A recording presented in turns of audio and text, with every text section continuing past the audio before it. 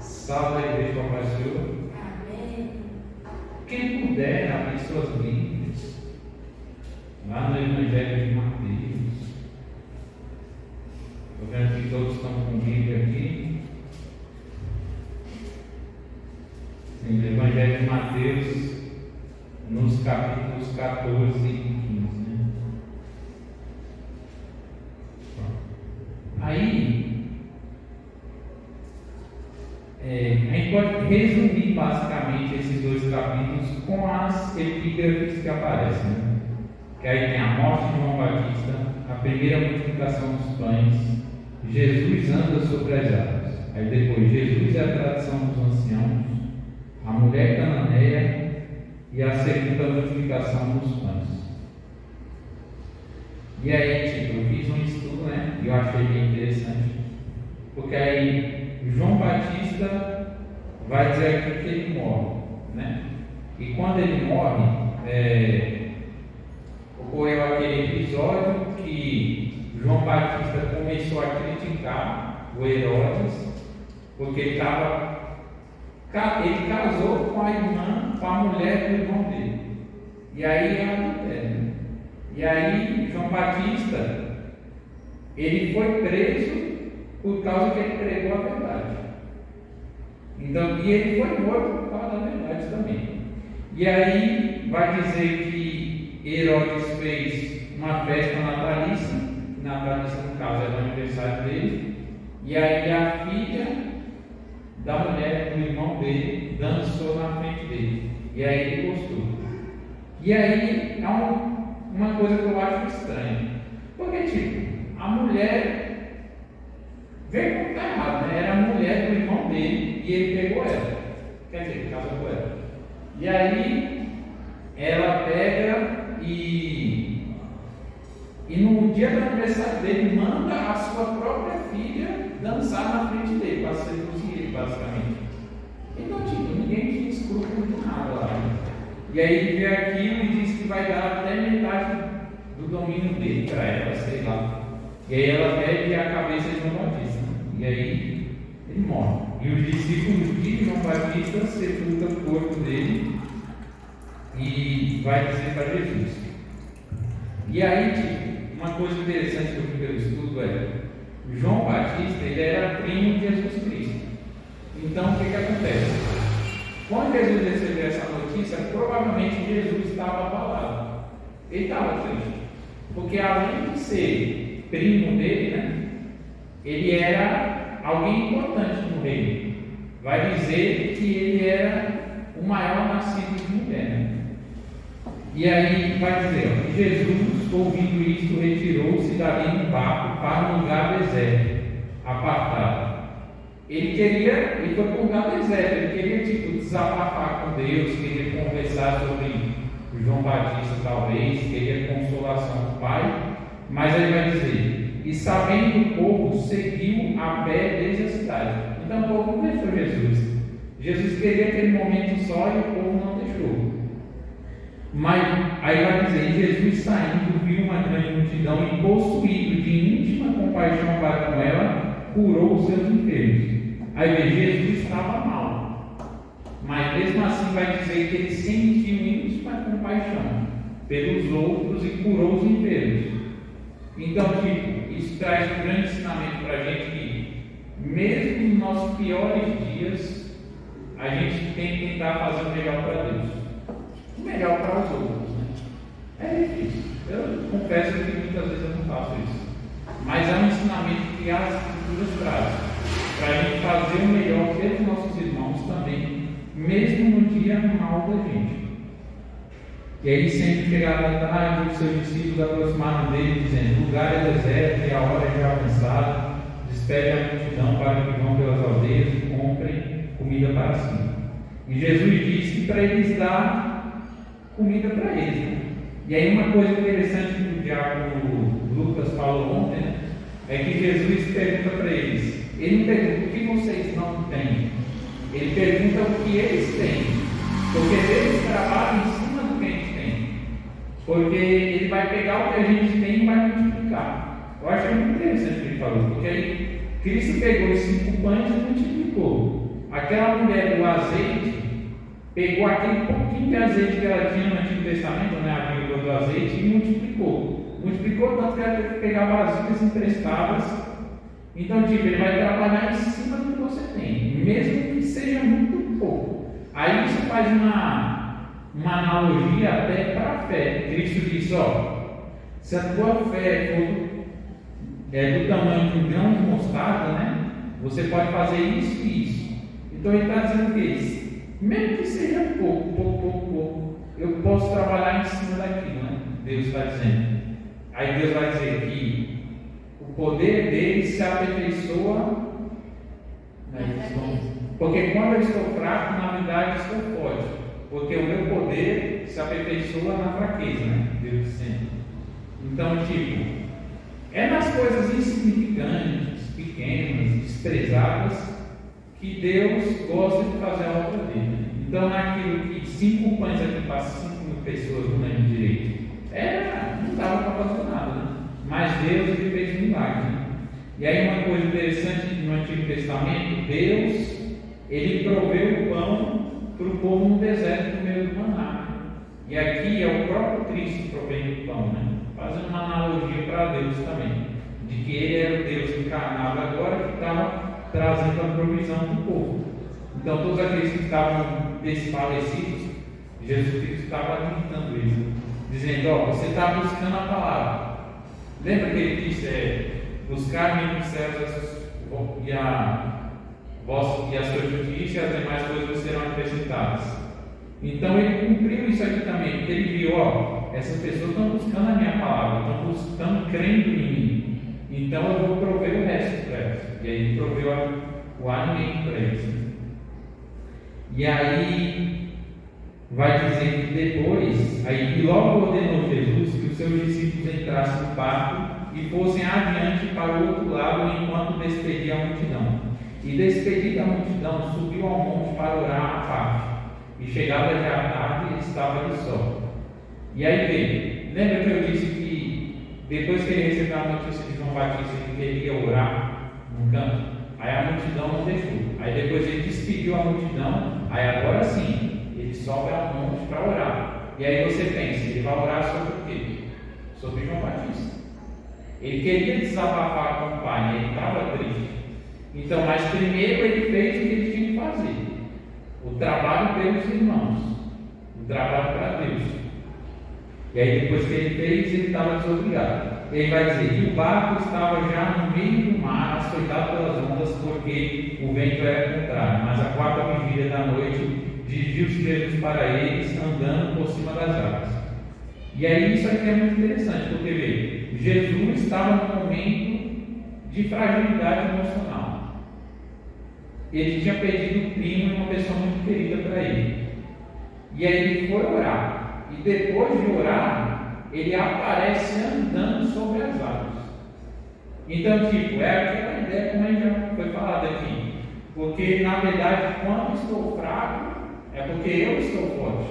Então, nesse momento, talvez, de maior fraqueza de Cristo, foi o momento que ele fez um dos maiores milagres. Ele andou sobre as águas, né?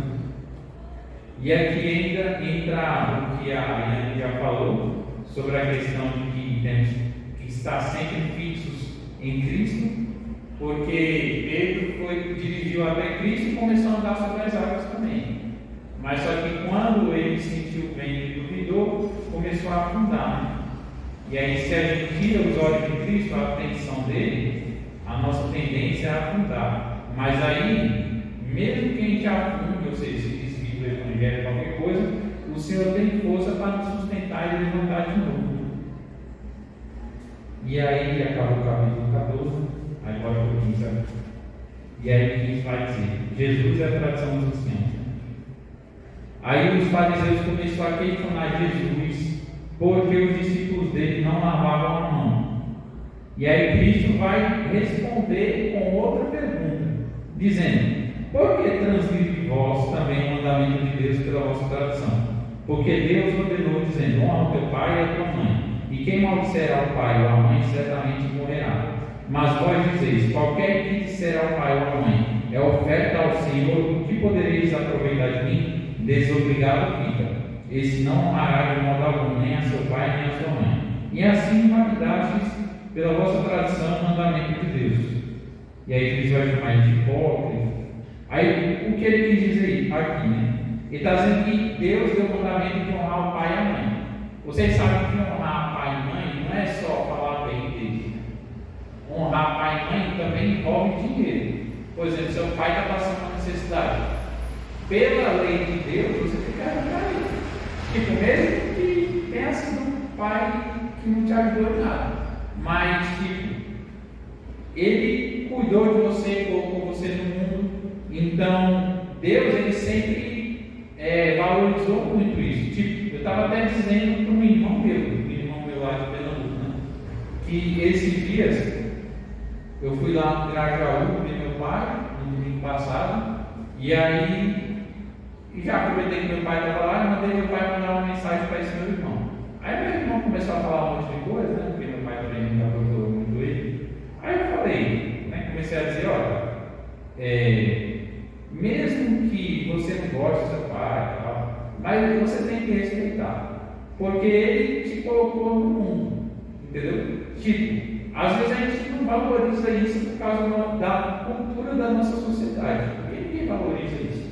Mas tipo, colocar no mundo é algo muito importante, porque o teu pai literalmente te deu a vida.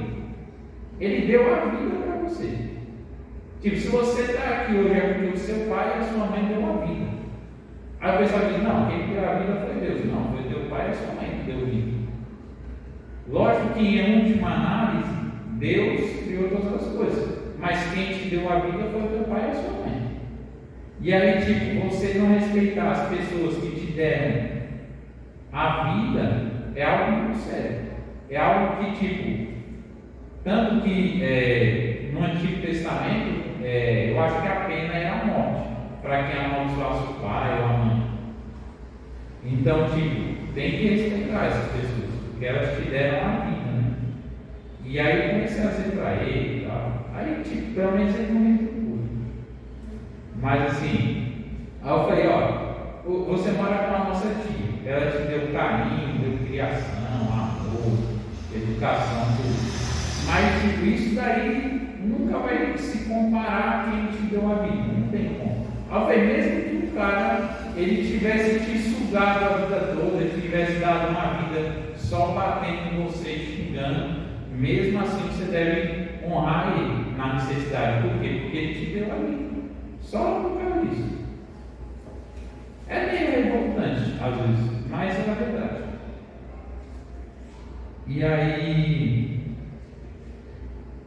E aí Cristo vai chamar ele de hipócrita e vai dizer, ó, esse povo honra-me com os seus lábios, mas o seu coração está longe de mim. Ah, teve algo que eu esqueci de dizer, né? Aí Deus mandou honrar pai e mãe. Aí os judeus, os fariseus tinham um costume, que era o seguinte, ó, vamos supor que os pais deles estavam passando necessidade. Aí eles tinham dinheiro para ajudar. Aí tinha uma tradição que dizia o seguinte, ó, qualquer que disser ao pai ou à mãe, oferta ao Senhor, o que podereis aproveitar de mim, desobrigado fica. Então, por exemplo, ele tem dinheiro. Aí ele diz, é oferta do Senhor o que eu tenho. Aí ele fica desobrigado de ajudar o pai. Ele só falou isso. E aí ele deixa de honrar o pai e a mãe, porque ele arruma uma desculpa que é oferta ao Senhor. Mas só que não é oferta do Senhor, ele não vai dar aquele dinheiro para Deus. Aí ele mete o louco para não ajudar os pais. Aí Cristo está dizendo que ele é um hipócrita, que ele inventou uma tradição para não cumprir o mandamento de Deus. Aí, mas em vão me veneram, ensinando doutrinas que são preceitos dos homens. Essas tradições são preceitos de homens, porque invalidam o mandamento de Deus. Tipo, ter doutrinas não é ruim, porque toda doutrina é de homem, na verdade. Mas a doutrina, eu acho que toda doutrina é de homem, mas toda doutrina ela ajuda a ter ordem. Por exemplo, imagine uma igreja aqui que não tem doutrina, tem que ter doutrina. Por exemplo, a gente tem, essa igreja aqui tem doutrina, né? Mas às vezes a gente pensa que não tem, assim. Mas, por exemplo, tem a doutrina de não deixar as mulheres participarem do coral se elas estiverem de calça. É uma doutrina, entendeu? Então, tem que ter, tem doutrinas que são saudáveis, mas tem umas que são excessivas demais. Né? Por exemplo, quando começa a botar muito fato nas pessoas, você não pode assistir TV, você não pode fazer um monte de coisa, sendo que não tem nada disso na Bíblia. Né? Não tem nada na Bíblia dizendo que não pode assistir TV. Até porque não tinha nem TV naquela época. Aí vai dizer, aí respondendo a pergunta deles, que eles não lavavam a mão, Cristo vai dizer: o que contamina o homem não é o que entra na boca, mas o que sai da boca. Isso é o que contamina o homem. Por quê? Porque o que entra na boca, ele está dizendo, a gente é processado pelo estômago e depois sai fora. Né? Vai para a compressa. Mas compressa não, essa dessa. E aí, mas só que o que sai da boca, sai do coração. Quem está dizendo, tudo que você fala quando a boca fala que o coração está cheio. E tipo, isso aí é uma verdade muito grande. Não sei se já aconteceu com vocês, acho que já aconteceu com todo mundo, na verdade. Tipo, quando você está com muitos pensamentos negativos, quando parece que o seu dia foi horrível, é difícil você falar uma palavra boa. Tipo, uma pessoa que vai falar com você e você ser positivo, falar algo bom para ela, falar na calmaria. Né? Geralmente, você acaba falando besteira, às vezes palavrão, descontando na outra pessoa, entendeu? Porque a boca fala que o coração está cheio. Se o teu coração está cheio de raiva, inveja, ódio, tristeza, você vai refletir na sua fala, muitas vezes. E aí Cristo explicou dessa forma. E aí tem a mulher cananeia, que ela falou, que é a mulher cananeia, é uma mulher que não era israelita, mas ela implorou para Cristo salvar a filha dela, que a filha dela estava possuída por um demônio. E aí Cristo disse que não veio senão as ovelhas perdidas de Israel. E aí ela vai dizer, ela vai adorar Cristo, e aí ver Cristo não deu bola para ela, mas quando ela adorou, aí Cristo respondeu. Aí ele, porém, respondendo, disse: não é bom pegar o pão dos filhos e jogá-lo aos cachorrinhos. O que Cristo basicamente está chamando ela entre elas assim, ofendendo, né? Dizendo: não vou tirar do meu filho para dar para os cachorros. Entendeu? Entre elas, chamando ela de cachorro, né? Se fosse nos dias atuais, ela ia ficar totalmente ofendido. Mas nessa hora, ela se humilhou totalmente. Ela disse: Senhor, sim, Senhor, mas também os cachorrinhos comem das migalhas que caem da mesa dos seus senhores. Aí Cristo dizia: não é bom pegar o pão da mesa e dar para os cachorros. Aí nessa hora ela poderia dizer: eu não sou cachorro, tal. Não, ela diz: Senhor, mas também os cachorrinhos comem das migalhas que caem da mesa. Ela está dizendo tipo o seguinte: Senhor, o seu poder é tão grande que eu não preciso pegar a porção que você dá para os seus filhos, os filhos de Israel. Basta um pouquinho do seu poder, as migalhas, que já é o suficiente. Já dá para eu conseguir o meu milagre. Aí Cristo diz: mulher, grande é a tua fé, seja isso feito para contigo como tu desejas. E aí você pode ver que Cristo, os momentos de, eu acho que a maior felicidade que você vê na Bíblia é quando Cristo ele se surpreende com a fé das pessoas. Eu reparei nisso. Tipo, fala que Cristo ele se surpreendeu, né? Tipo, que nem naquela época aquela milagre do centurião. Que aí Cristo fala, que ele falou que Cristo só precisava liberar uma palavra que ia curar. E aí Cristo fala que Cristo ficou admirado e que nem mesmo em Israel todo ele viu uma fé daquela, né? Então, a gente vê daqui que como Cristo é a imagem e semelhança de Deus, ele é a imagem de Deus invisível, a gente vê que o que mais agrada a Deus é a fé, é você acreditar que Ele é capaz de fazer algo na sua vida. Então, se você quer verdadeiramente agradar a Deus, não é pelo que você faz, entendeu? Tipo, eu fiz algo bom e tal. Não. Se você quer agradar a Deus, é pela fé.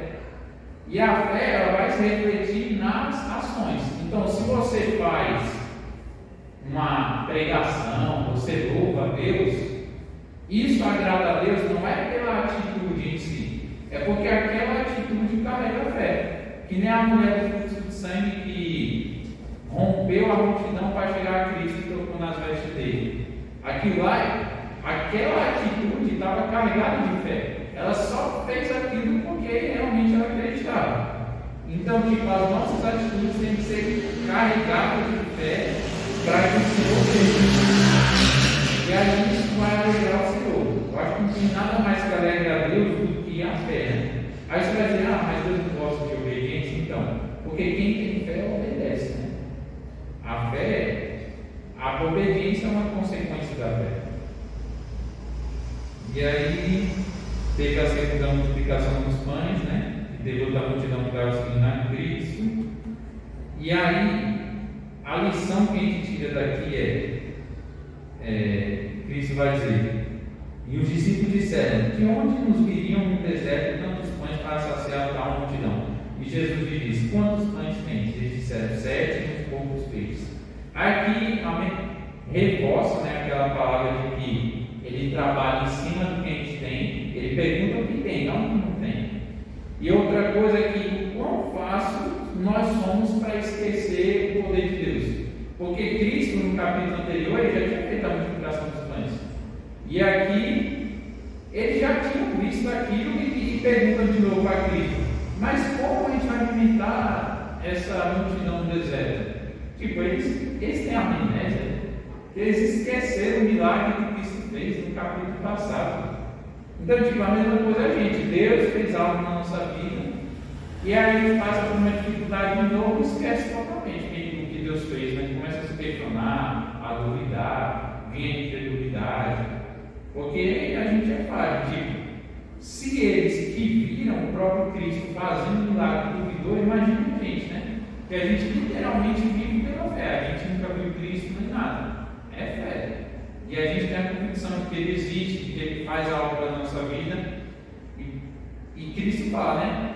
Bem-aventurado, Ele falou, feliz é você que me viu, mas bem-aventurado é o que não viu, quando o Tomé duvidou, né? Então, tipo, por mais que às vezes a gente duvide, fraqueje, não sei se é assim que fala, mas eu acho que Deus entende, porque tipo, Ele sabe que a gente não está vendo, né? A gente não está vendo o Cristo, literalmente, mas Ele sabe que apesar de nossas falhas, a gente está continuando, perseverando, e é a perseverança que é a marca dos santos, né? A marca dos salvos. Quando eu falo santo, não é porque a gente não pega, né? É porque quem tem a redenção em Cristo, ele é santificado todo dia. E é isso. Obrigado pela oportunidade. Uma salva de